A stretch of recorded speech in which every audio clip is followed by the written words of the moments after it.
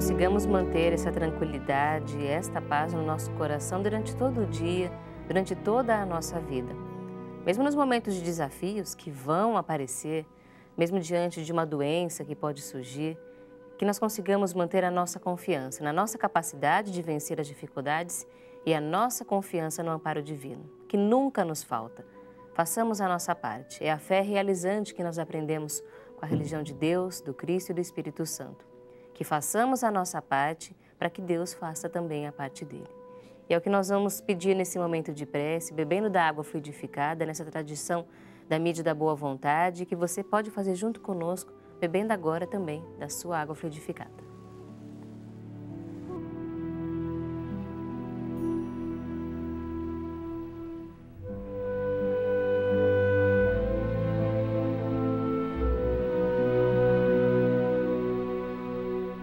E nós dedicamos este momento de prece a Terezinha de Fátima Cunha da Silva, de Serra, no Espírito Santo, e a seus familiares, Lorival Francisco, Luiz Augusto Cunha da Silva, Zilma Cunha da Silva, Franquilino Ribeiro da Silva, Zenuel Albuquerque da Cunha, Neucina Ribeiro da Silva, Jorge da Silva, João Cunha da Silva, Floriano e Miguel Cunha da Silva. Pede também por seus animais de estimação e pelos espíritos eternos de Luiz Gonzaga da Silva, Kelvin Cunha da Silva, Jair Teixeira da Cunha, Gumercindo dos Santos, Luiz Carlos Teixeira e Hilda da Cunha. Pedimos também por Milton Sebastião, que nos liga pela primeira vez, que é de Caieiras, no estado de São Paulo, e pede por ele e por seus familiares. Maria Clara da Silva Sebastião, Alda Sebastião Deodato, Elisângela Paulino Deodato e Victor Sebastião. A todos eles, a você que nos acompanha na nossa programação, sempre esse fortalecimento e essa certeza de que encontram aqui na nossa programação este espaço de saúde completa, corpo, mente e espírito. E a você a força deste mantra sagrado que aprendemos com a religião do terceiro milênio, ensinado pelo irmão Paiva Neto. Quanto mais perto de Jesus, mais longe dos problemas.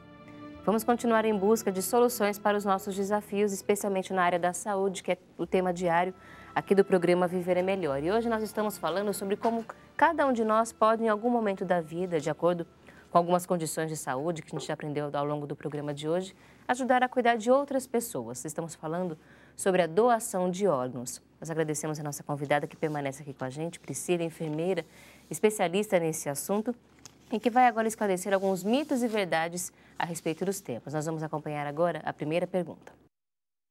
Mitos e verdades. Idosos podem ser doadores de órgãos? Sim, idosos podem ser doadores de órgãos. Não existe uma contraindicação absoluta com relação à idade do doador. Mitos e verdades. Há necessidade de qualquer documento ou registro expressando minha vontade de ser doador? Não há nenhum documento legal que o doador possa deixar em vida. Não há nenhuma validade legal esses documentos, né? Em 1997, teve uma lei que passou esse direito à pessoa em vida, em escolher ser doadora ou não. Então, essas pessoas iam até um local onde emite o RG ou a Carteira Nacional de Habilitação para registrar como não doador. E caso eles não registrassem, eles eram considerados doadores, né? Atualmente, essa lei não tem mais nenhuma validade. Então, desde 1998, para ser doador, basta avisar a família, porque é a família que vai decidir, após a sua morte, se você será doador de órgãos ou não. Mitos e verdades. Pessoas que têm ou tiveram hepatite podem doar o fígado? Sim, existe uma fila especial para o receptor que possui hepatites virais. Então, se você é um doador com hepatite, os seus órgãos serão disponibilizados para esses receptores que também sofrem dessa doença. Mitos e verdades. As anotações no RG e na CNH sobre ser doador de órgãos perderam validade? Sim, hoje em dia nenhum documento pode dizer se você é doador de órgãos ou não. É apenas a família que tem essa decisão. E mesmo quando existia essa legislação, essa lei que passava o direito ao doador, todas as famílias foram entrevistadas com relação à doação de órgãos. A gente copiou esse modelo de modelo europeu, especificamente da Espanha, e nesse país todos os pacientes são considerados doadores. E para não ser doador, eles precisavam registrar em cartório o seu desejo. A gente registrou isso no documento de identificação, mas de qualquer forma a gente sempre realizou a entrevista familiar para saber se o paciente era doador em vida ou não. Mitos e verdades. Um doador pode salvar mais de 20 vidas? Um doador pode salvar muitas vidas. Então, os órgãos que podem ser doados são coração, pulmão, fígado, rins, intestinos. E também podem ser doados tecidos, como pele, osso, válvulas cardíacas, tendões e córneas. E para a doação de tecido, não há necessidade do paciente estar em morte encefálica. Então, mesmo após a parada cardíaca, a pessoa pode doar os tecidos. Mitos e verdades. Se os médicos souberem que um paciente quer ser doador, não vão se esforçar para salvá-lo? Absolutamente não.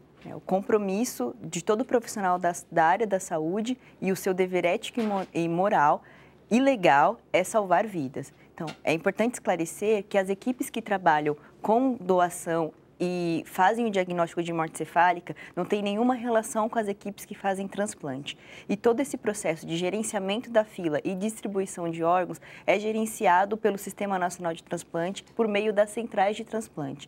Então, os profissionais que trabalham na captação de órgãos não sabem para quem esses órgãos serão destinados. Só quem tem esse controle é a Secretaria da Saúde. Então, não há nenhum benefício da equipe de saúde com a doação de órgãos. O benefício é para a sociedade, que consegue, com o transplante, devolver a vida e a qualidade de vida para milhares de pessoas. E não há como interferir na prioridade de quem vai receber o órgão? Não. Cada órgão tem os critérios de seleção também para o receptor. Então, no caso do fígado, quanto mais grave o paciente está, é a prioridade dele que é maior. No caso do coração, também tem critérios de gravidade. No caso do rim, é critério de compatibilidade. Então, quanto mais compatível eu for, mais chances eu tenho de receber esse órgão. Então, esse sistema, e existe uma lei que regulamenta isso, a Portaria 2600, e onde está discriminado todos os critérios de seleção de doador e de receptor de cada órgão. E isso é realizado por meio de um sistema informatizado que é auditado periodicamente, e qualquer alteração é investigada pelo Ministério Público. E é nacional? É nacional. Quanto tempo depois de registrada a morte encefálica de um paciente, de um familiar, a família tem que decidir se vai ser ou não doador de órgãos? Não existe um tempo para isso. Então, o protocolo de morte encefálica demora pelo menos 6 horas para ser realizado, porque é o tempo para se cumprir todas as etapas do processo. Após a realização, o profissional faz a entrevista e depois que a família consente com a doação, demora em torno de 18 horas para devolver o corpo para a família. E esse corpo ele é reconstituído durante a cirurgia e não há nenhuma necessidade de nenhum cortejo fúnebre especial. Então, o caixão não é lacrado e não tem nenhum cuidado especial com esse corpo. De modo que quem está no velório não tem como dizer se ele foi doador de órgãos ou não, porque é uma cirurgia feita no centro cirúrgico, com anestesista, com médico, e todas as incisões cirúrgicas são fechadas, feito curativo, e no velório não tem nenhuma deformação do corpo. Não vai causar nenhum constrangimento à família e nem a ninguém que faça parte desse processo. Nesse momento que as famílias passam por esse momento difícil de perda, de adaptação, elas recebem orientação sobre como devem proceder, quais são as dúvidas que elas têm? Sim, durante a gente chama esse momento que a gente vai conversar com a família de entrevista familiar. E durante a entrevista familiar, todos esses aspectos são abordados. E a gente tem um espaço para a família esclarecer todas as dúvidas com relação ao processo de doação, porque esse processo ainda não é conhecido de toda a população. É importante lembrar sempre que a opinião da família, o desejo da família é respeitado e é fundamental que todos nós, então, tenhamos orientação para tirar dúvidas e que cada um tome a sua posição diante desse fato. Nós agradecemos a Priscila pelas informações que nos trouxe hoje e o convite para que volte sempre ao programa Viver é Melhor. Obrigada. Nós conversamos com a Priscila Caroline de Oliveira, que é enfermeira especialista em transplante e doação de órgãos, mestranda pela Universidade Federal de São Paulo, a Unifesp, e atua no núcleo de captação por meio do Programa de Apoio ao Desenvolvimento Institucional do Sistema Único de Saúde no Hospital Israelita Albert Einstein, na cidade de São Paulo. Vamos continuar falando sobre isso no próximo bloco, um esclarecimento importante, que muitas pessoas, muitas vezes, se pegam fazendo essas perguntas e não encontram exatamente a resposta. Como será, do ponto de vista espiritual, o ponto de vista do transplante de órgãos? Será que esse espírito sente, como é que isso é encarado do ponto de vista da saúde espiritual. Vamos falar sobre isso, trazendo esclarecimento da religião de Deus, do Cristo e do Espírito Santo. No próximo bloco você pode continuar participando também, mandando as suas perguntas, 0310 07 940. Viver é Melhor volta já já.